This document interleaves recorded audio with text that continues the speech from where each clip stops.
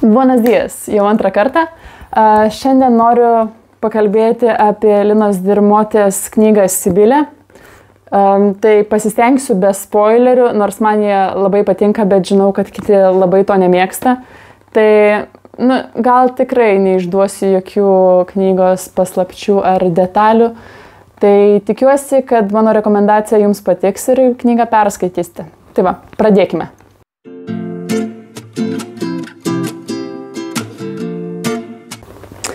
Šiandien jau nesu mačia, o su kava, nes pasibaigė. Tai pirmiausia, visų knygas susidomėjau per knygų mugę Vilniuje, bet nepavyko jos nusipirkti, nes reikėjo anksčiau išvažiuoti, ir visai kiti reikalai. Ir visai apie ją pamiršau po to. Galiausiai nuėjusi į mūsų Dituvos biblioteką, pamačiau ją lentyną ir pagalvojau, ženklas, reikia perskaityti, nes man pirmiausia pasirodė labai pritraukiantis viršelis ir pagalvojau, negirdėta pavardė, visiškai neįsivaizduoju apie ką knyga ir tiesiog lietuvių autorė, tad pabandom. Ir tikrai perskaičiusi galiu pasakyti, kad įvertinau pačiu geriausiu vertinimu 5 žvaigždutėm, nes manau, kad skaityčiau šią knygą dar ir antrą kartą, todėl norėčiau šiaip turėti šią knygą ir savo lentynoj. Tai matyt, teks apsilankyti Tytos Albos puslapyje ir ją įsigyti. Tai visų pirma, knyga parašyta psichologijos psichoterapeutės Linos Dirmotės. Ji yra parašiusi ir kitą knygą, kurios pavadinimas yra 7 didžiosios nuodėmės psichologo kabinete. Lina Vėželienė. Tai kita pavardė, bet tai ta pati autorė ir ši knyga yra jos pirmasis bandymas parašyti romaną ir tikrai manau, kad puikiai pavykęs.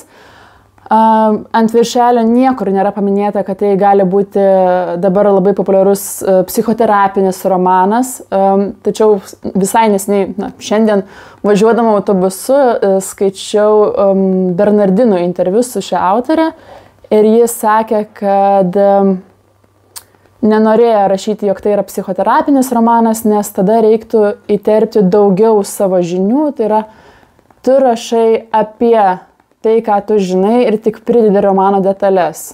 Tiksliau, labiau tada susikoncentruoti į psichoterapiją, o ne į patį romaną, ne į pačią istoriją. O čia autorė būtent koncentruojasi labiau į istoriją ir tik tada jau įterpia labiau savo išmanomus dalykus. Čia rašome, jog tai yra 1-3 moterų gyvenimas. Tai Ingrida Eleonora Drungilaitė grįžta iš Olandijos į Lietuvą ir tiesiog susiduria su savais iššūkiais ir trokšta vyrų pripažinimo. Ir kažkaip galvojau, kad tas 1-3 moterų gyvenimas bus labiau toks, kaip šizofrenija truputį, kai visiškai pasikeičia visai kitos asmenybės. Tai ne, čia labiau perkeltinė prasme ta, kad kiekvienas žmogus visgi turi savo skirtingus veidus ir prie kitų žmonių juos atskleidžia visai kitaip. Tai šioje knygoje Ingrida Eleonora, pavyzdžiui, Olandijoje jos vardas yra Ingrida Inga, nes ji čia atvyko po studijų, nes norėjo tiesiog pabėgti iš namų ir atvyko dirbti braškių ūkyje, berods braškių ūkyje tiesiog, ir įstojo į landšafto studijas, tai yra landšafto architektė. Ir iš pradžių galvoju, pradėjau skaityti ir toks gana ilgas pasakojimas, kaip jis studijavo, kaip kūrė vienai porai sodą, kaip čia baigs tas studijas, kokie jos draugai ir galvoju, kodėl taip prasideda gana neįdomiai. Tačiau, kai pagavo pagreitį, tai 1, 2, 3 skyrius ir vis veiksmas keitėsi. Ir taip žiūriu jau pusę knygos, o tiek daug įvyko, nežinot, paprastose romanuose dažniausiai tas veiksmas po truputį plėtojamas, susipažįsta, ten lėtai rutuliojas veiksmas, pasimatymai, galiausiai apsigyvena kartu. Čia ne. Olandija, po to greit grįžta į Lietuvą, po to nutinka tas, nutinka anas ir taip atrodo veiksmą veja. Tik jau antroji knygos pusėje gal truputį tas tempas sulėtėjo. Ir tos landšafto studijos manęs visai nežavėjo, tiksliau visos gėlės, medžiai, jų derinimas, kokie kvapai susijungia tarpusavyje, kokios spalvos tinka ir visi gėlių ir medžių pavadinimai absoliučiai nemanas, aš beveik nesigaudau tokiuose dalykuose ir kvapų, nežinau, ar galėčiau juos atskirti. Tai iš pat pradžių man gal nelabai prilipo prie knygos, tačiau kuo toliau, tuo aš labiau į tai įsijaučiau, nors ir nesuprasdama ar neįsivaizduodama tų gėlių, apie kurias aprašo autorė, tačiau man tai padėjo atskleisti tą jau Ingos visai kitą pusę, jos tikrąjį pomėgį, nes šiaip ji yra buhalterė, dirba visiškai kitokį darbą prie kompiuterio, su skaičiais, apsikrovus popieriais, toks visiškai mąstymo darbas, kur jokios kūrybos kaip ir nereikia, o čia landšafto studijos ir ji tiesiog į tai pasineria ir yra tikra profesionalė, bet jai vis kažkas sutrukdydavo siekti savo svajonių. Tai netikęs vaikinas, kuris jai suteikdavo psichologinio smurto. Tai brolis, kuris lyg ir turėtų palaikyti, bet tas ryšys nėra toks stiprus, kad jie vienas kitą suprastų ir geriau gal perprastų. Nes atrodo, lyg ir pažįsti žmogų, bet kaip ir nelabai, tad tu nežinai galbūt, kas jam būtų geriausia. Todėl brolis dažnai ją bandydavo atkalbėti. Tu gal geriau grįžk į tą savo darbą, kur tu uždirbi pinigus, o kas tau blogai? Dirbi, padirbi, grįžti namo ir džiaugiesi gyvenimu, turi pinigų ir tau nieko netrūksta. Tai kam tos tavo svajonės, jau geriau daryk, ką tu žinai ir viskas. Nesvarbu, kad jį baigusi studijas ir jai puikiausiai būtų pasisekę dirbti landšafto architektę, bet tiesiog toks gyvenimas, kad kai kurie tie, kurie galbūt nežino to tavo tikrojo vidaus, vis bando tave nutolinti nuo svajonių ir grąžinti į realybę, kur nusileisk ant žemės.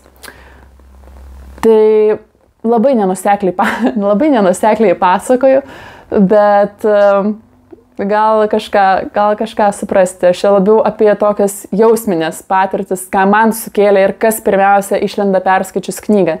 Nes iš tikrųjų čia svarbiausia ta tema ir buvo. Manau, kad Ingrida, ji taip trokšta vyrų meilės, nesvarbu kokią kainą. Jei taip trūksta to pripažinimo vyriško, atrodo, lyg negalėtų net kvėpuoti. Atrodo, kad vienintelis pripažinimas gali ateiti iš vyro pusės. Tai pavyzdžiui, iš brolio, kad jeigu jis tai pasakytų, taip, tu siek savo svajonių, tada ji tai ir darytų. Bet jeigu jo pripažinimo nesulaukia, tada gerai, kaip tu pasakysi, tą aš ir darysiu, nes pati iš savęs negali priimti tų gal gyvenimą keičiančių sprendimų, nes tiesiog atsiranda ta tokia vidinė baimė. O kas nutiks, jeigu man nepasiseks?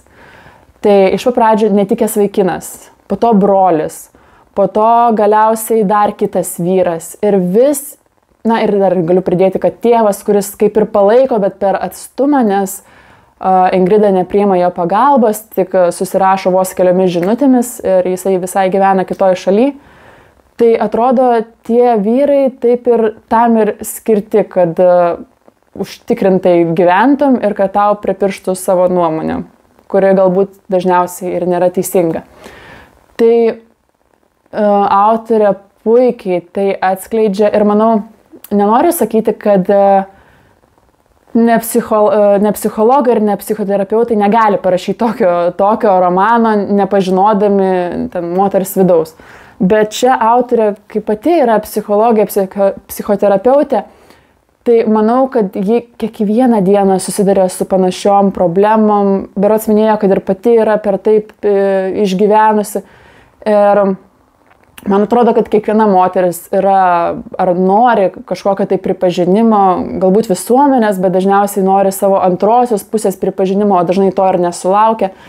Ir čia tai puikiai pavaizduota, kad kartais tas vyriškas dėmesys gali būti ne tik teigiamas, tu gali patirti smurtą, gali būti nelaimingose santykiuose, nes tavęs vyras tiesiog neišklauso.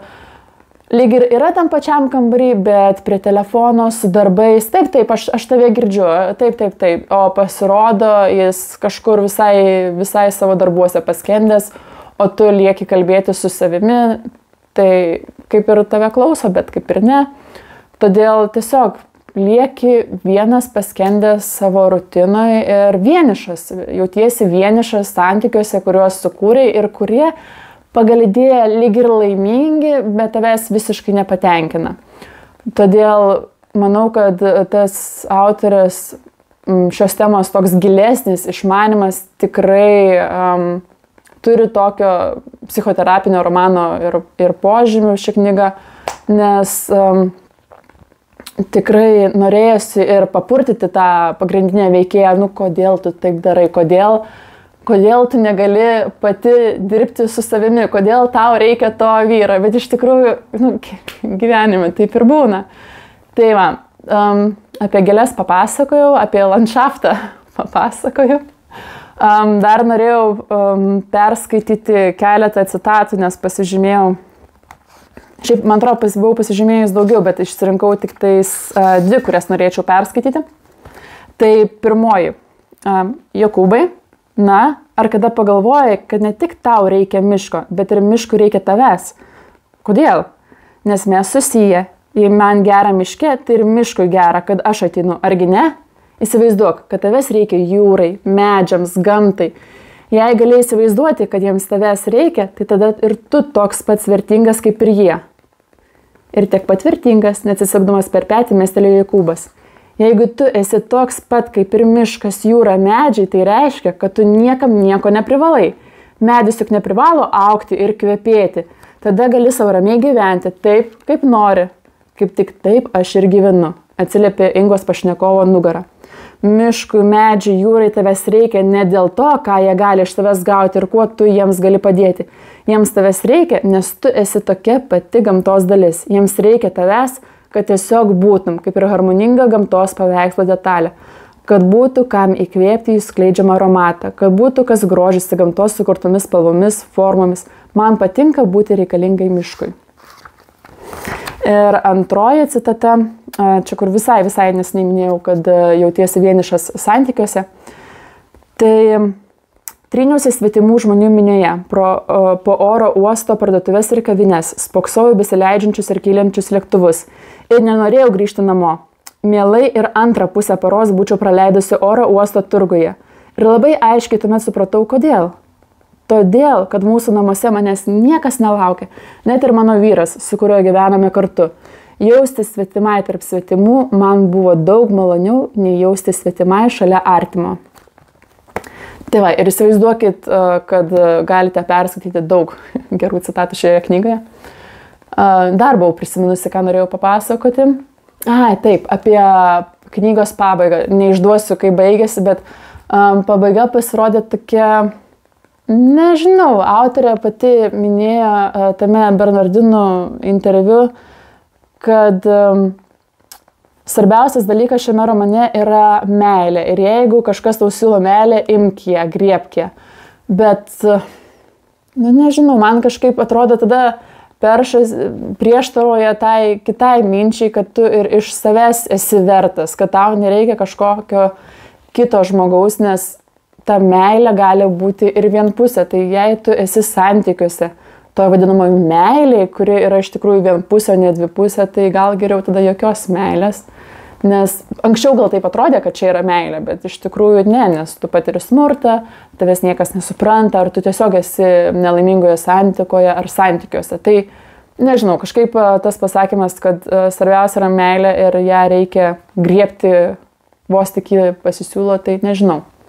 Gal. Tai knygos pabaiga tokia, gal patiko, gal ne, tačiau ta pati kelionė nuo pat pradžios iki pabaigos tai tikrai labai verta dėmesio.